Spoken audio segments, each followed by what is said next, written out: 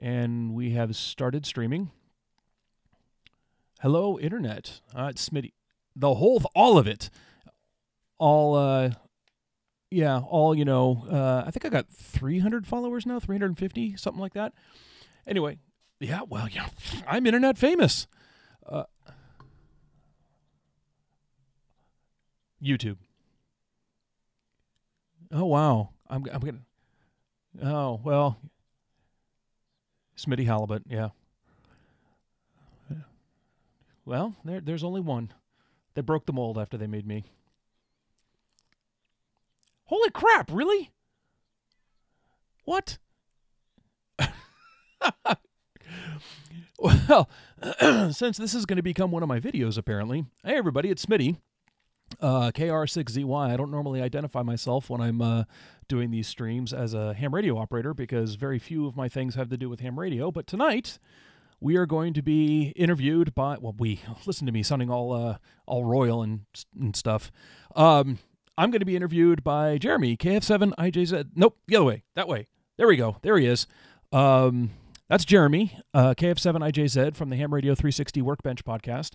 A few episodes ago, he and George put a call out on the podcast saying, hey, if you've got something you want to talk about, we'd love to have you on the show. And so I built this really cool thing. It is a Ultimate 3. This is not the Ultimate 3S, but it's Ultimate 3. It's an older version of a kit that is a whisper beacon. WSPR stands for Weak Signal Propagation Reporting. And so I'm going to be talking to Jeremy about this tonight. Right now, this is just a little test that we're doing. I've got something else I need to do. We're going to be back on the air in about an hour and 15 minutes or so. Yeah. So stay tuned. We're gonna go do some cool stuff. No. My project? Okay. What?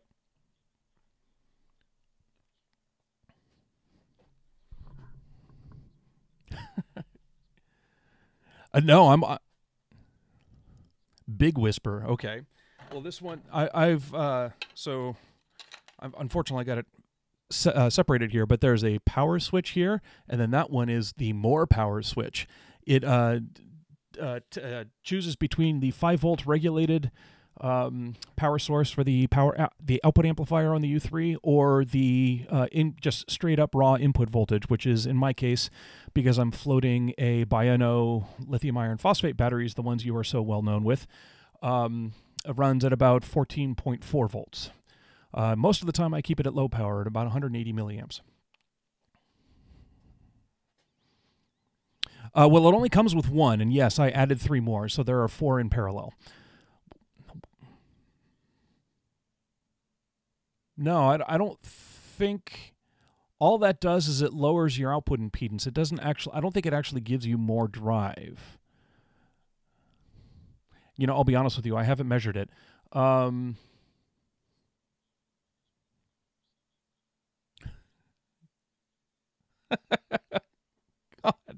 that feels so dirty. Did you? 23 channel, all 23? All 23.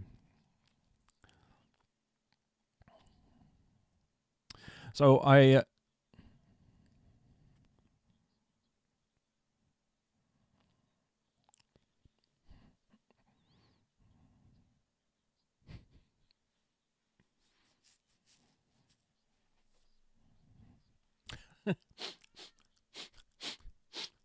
What's that smell? Someone barbecuing?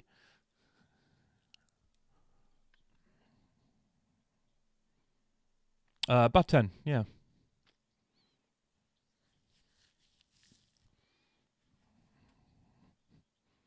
You probably could. Probably could. Yeah, no, if we're telling how we got into it stories, let's see here. I was in high school. I think I was a junior in high school. It was at the beginning of my junior year in high school, so that would have been 1991. I was working, for those of you from the Bay Area, if you're in the electronics markets, George will probably know this place. Everyone knows HSC, or Halted Specialties Company.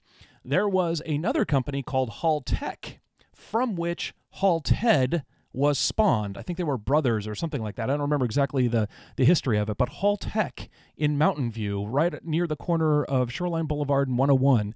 I worked there for about 3 years in high school and the beginning part of college, and my boss there was a guy named Russ Rocket, and he was a ham. And my dad had told me about ham radio, but he himself was not a ham. He's like, it was one of those things where it's like, oh, one of these days I'll get into it. And my boss was a ham radio operator, and so he was my first Elmer. He got me into it. He helped me study. We were sitting behind the counter at this electronics junk store, Surplus. And Russ got me all trained up and sent me off to go test one day on the clock on a Saturday morning. They were testing at... what's the name of the company up on the peninsula? I'm totally blanking.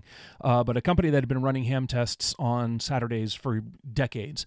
And, well, I guess it couldn't have been decades because the VE program wasn't around that long, but for many years.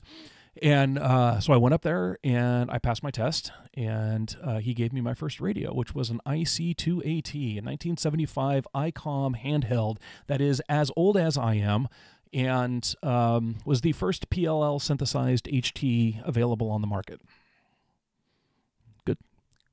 Good times. I'm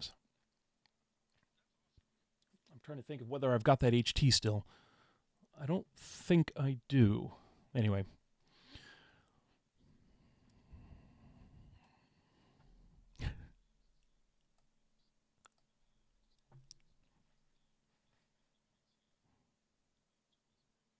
Yeah.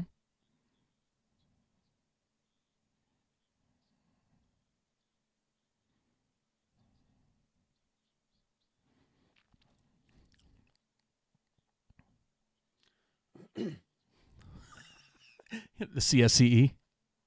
Yeah.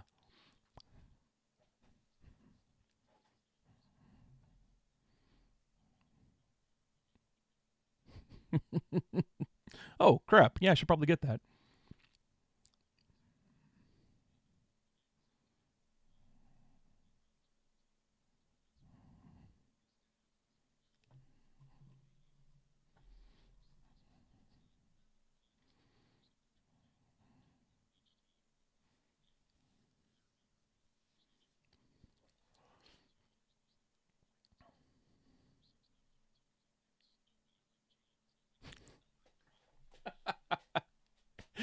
Yeah, well, yeah.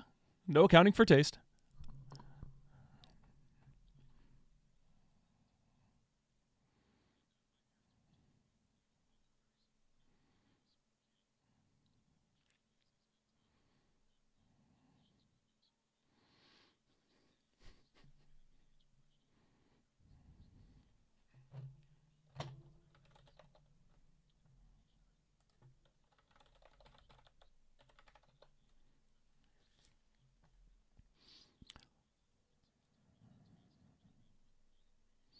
Yeah.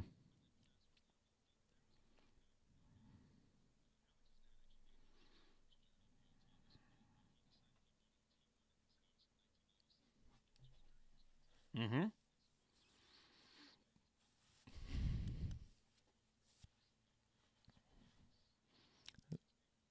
Portmasters. Oh, no, U.S. Robotics. No, I'm sorry. That was Portmasters were Livingston. Sorry. I also spent a lot of time in the ISP industry. Continue. I interrupted.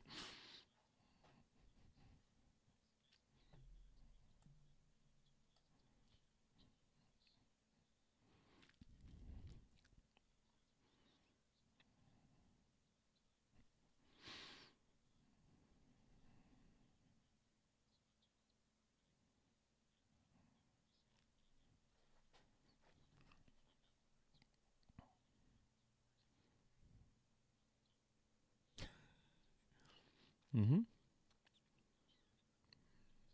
Yep.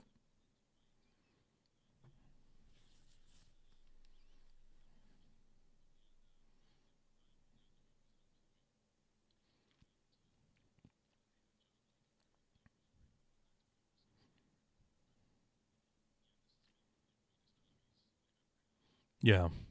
No, I've ham radio has defined a large part of my life, or radio in general. In high school, right after getting my ham radio license, one of the first DIY radio projects I did was a 3-meter transmitter I'll let you do the math. And I did that for several years and had a great time with that.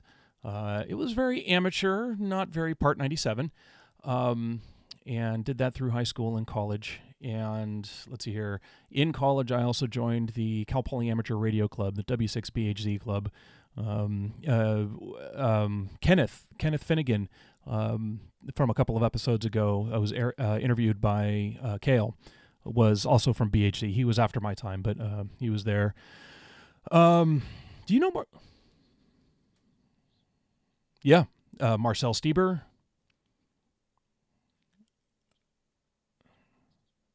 Yeah. Yeah, there are a lot of them up there. I know that. Yeah. Mm-hmm.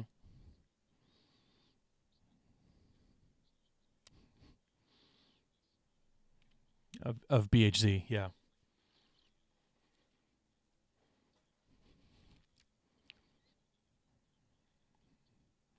I went to Cal Poly. I have a computer engineering degree from there. I was on the 6.5-year plan. I started in 93 and graduated in 99. Started in June of 93, graduated in December of 99. Now, in all fairness, I worked through most of my time in college, but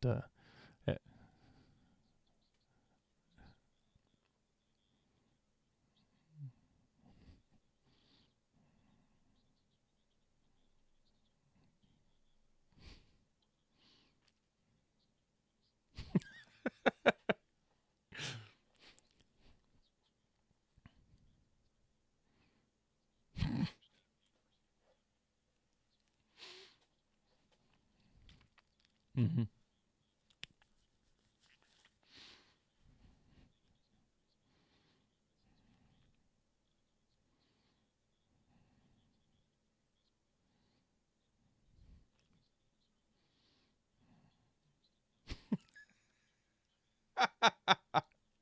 Yeah.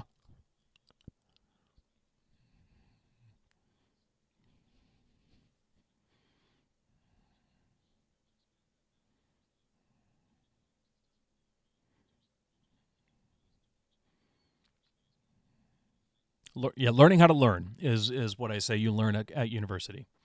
Yeah. Yeah, well, I had a great time while I was in school. It was when, ham radio was, cell phones had not quite become cheap and free yet, so there was still an easy, practical explanation for why I was a ham. The internet was a thing, but not everybody was on it, so, ham radio was still useful there.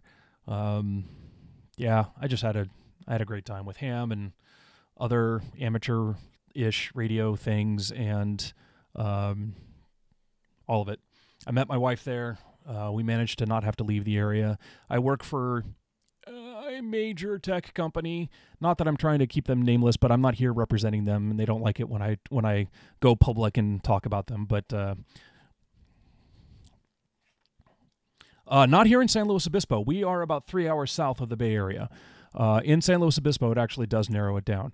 But let's just say I'm a security guard at a bookstore, and we'll leave it at that. Okay, it is the top of the hour, so which means I got to go put my daughter to bed. So if all of you, let's see here, how many viewers do I have right now? We got 3 people watching us on the live stream. For you watching us on the, what's that? No, we've got 1. Bobots, Trains, and Maker Zone says, "What's up?" That's it. If you go to youtube.com, oh no, that's the live dashboard. You don't want that one. /users. Oh. Whatever. I am telling people who are already watching. Yes, the people who are watching this now already know. I did tweet out the URL a few times. So, in any case, for those 3 of you who are watching, this is just a test stream, and I actually need to go put my daughter to bed, but I'll be back in maybe about 45 minutes or so, and then after that, we're scheduled to start at about 9 o'clock. Since I went ahead and scheduled it and announced it and everything, we'll probably start recording the actual episode about 9 o'clock. So, rock and roll. Oh, what could possibly go wrong? All right. All right, sounds good. I'll be back in about 45 minutes probably. All right. Cheers, mate.